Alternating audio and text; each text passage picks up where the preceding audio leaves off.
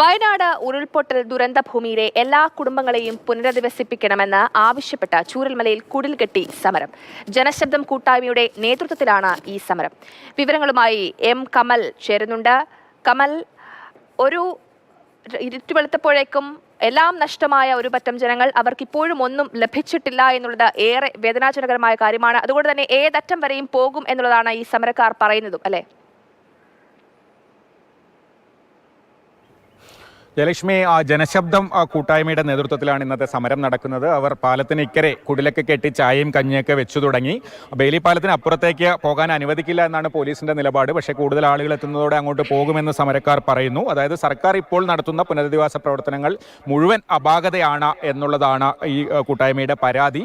ഇതിനോടൊപ്പം ഇപ്പോഴുള്ളത് അണ്ണയ്യനാണ്. അദ്ദേഹത്തിന് വീടിന്റെ ലിസ്റ്റിൽ അദ്ദേഹം ഉണ്ട്. പക്ഷേ അദ്ദേഹത്തിന് നഷ്ടപ്പെട്ട കൃഷിഭൂമി, കട തുടങ്ങിയ കാര്യങ്ങളിലൊന്നും ഇപ്പോഴും ഒരു തീരുമാനം ആയിട്ടില്ല എന്ന് പറയുന്നു.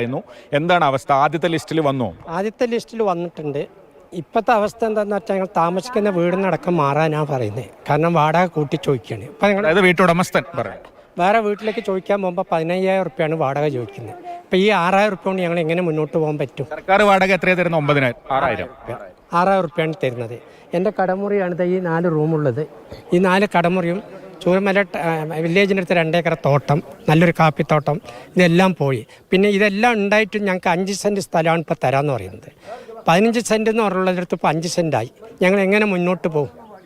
അല്ലെങ്കിൽ ഞങ്ങൾക്ക് അതിനുള്ള സംഖ്യ തരിക, ഞങ്ങൾ പുറത്തോടെയും പോയി താമസിക്കാം. സംഖ്യ 15 ലക്ഷം അല്ലേ പറയുന്നത്? അതിന് നമുക്ക് സ്ഥലവും വീടും വെക്കാൻ പറ്റില്ലല്ലോ. ഗവൺമെൻറ് വീട് വെക്കണമെങ്കിൽ 30 ലക്ഷം എന്ന് പറയുന്നത്.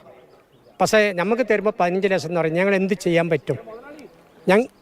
ഞങ്ങൾക്ക് ഇത് ചെയ്യാൻ വേണ്ടി എന്തെങ്കിലും ഒരു തീരുമാനം, ഒന്ന് ഞങ്ങൾക്ക് വൈദ്യുതി അനുവദിച്ച് തരിക കൃഷി ചെയ്യാൻ വേണ്ടിയിട്ട് എത്രയും പെട്ടെന്ന്. പിന്നെ അവിടുത്തെ മരങ്ങളും മാറ്റിത്തരിക.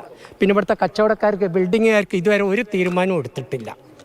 ബിൽഡിങ്ങുകാരൊക്കെ നഷ്ടപ്പെട്ടിരിക്കുകയാണ്. ഇത്തരത്തിലുള്ള നിരവധി പരാതികളാണ്. അണ്ണയ്യൻ്റെ പ്രശ്നം എന്ന് പറയുന്നത് 2 ഏക്കർ കൃഷിഭൂമി, കാപ്പിത്തോട്ടം ഒലിച്ചുപോയി. അതോടൊപ്പം ചൂരൽമല ടൗണിലെ കടമുറികൾ നഷ്ടപ്പെട്ടു. പക്ഷേ അദ്ദേഹത്തിന് ഇപ്പോൾ കിട്ടാൻ പോകുന്നത് 5 സെൻറ്റും വീടും ആണ്. ആദ്യത്തെ ലിസ്റ്റിൽ തന്നെ അദ്ദേഹം ഉൾപ്പെട്ടിട്ടുണ്ട്. പക്ഷേ മറ്റ് നഷ്ടങ്ങൾക്കൊന്നുമുള്ള പരിഹാരം ഉണ്ടാകുന്നില്ല. അതുപോലെ നിരവധി ആളുകൾ പല പ്രശ്നങ്ങൾ ഉന്നയിക്കുന്നുണ്ട്. മാത്രമല്ല, ഈ ആദ്യത്തെ പട്ടികയിലും നിരവധി ആളുകൾ പല വിധത്തിലുള്ള പ്രശ്നങ്ങളാണ് ഉന്നയിക്കുന്നത്. അവർക്ക് അർഹതപ്പെട്ട നീതി ലഭിക്കുക, അതിനുവേണ്ടി ഏതറ്റം വരെയും പോകും എന്നുള്ളതാണ് അവിടെ കൂടിയിരിക്കുന്ന സമരക്കാരുടെ എല്ലാവരുടെയും ആവശ്യം.